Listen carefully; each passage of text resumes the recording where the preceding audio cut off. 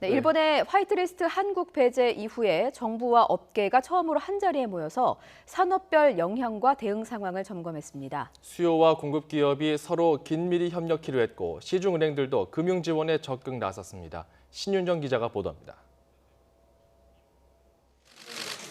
산업통상자원부가 휴일 오전 일본의 백색 국가 배제 결정에 따른 업종별 영향을 점검하기 위한 긴급 회의를 열었습니다. 한국 반도체 산업협회와 자동차협회를 비롯해 전지와 디스플레이, 기계, 철강 등 11개 업종협회 대표자들이 대거 참석했습니다.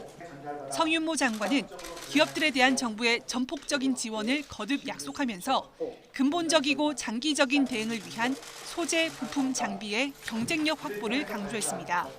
이 분야의 국내 공급망을 갖추기 위해 패키지 지원책을 준비하고 있다며 수요 기업들도 적극적인 역할을 해달라고 당부했습니다. 수요 공급 기업 간 협력 모델 구축을 위해 자금, 세제, 규제 완화 등 모든 지원책을 패키지로 지원함으로써 정부가 양측의 위험을 분담하겠습니다. 수요 기업에서 보다 적극적으로 나서 주시길 당부드립니다. 시중은행들은 당장 수입선이 끊기는 등 일본 수출 규제로 피해가 예상되는 중소 중견기업들의 자금 지원에 동참하기로 했습니다. 기존의 대출 만기는 연장하고 경영 안전자금 등 수조 원대 신규 자금을 우대금리로 지원하기로 한 겁니다.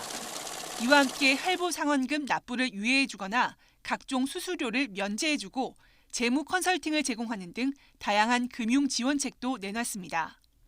피해를 입은 기업들을 대상으로 유동성 문제 해소를 위해 대출로 자금을 지원하고 금리를 우대하는 등 피해 최소화를 위해 다양한 방법으로 돕는 것에 적극적으로 나설 계획입니다. 수익성과 건전성을 중시하는 은행들이지만 경제 대란을 측면 지원하기 위해 이례적으로 발빠르게 대책을 마련한 것으로 보입니다.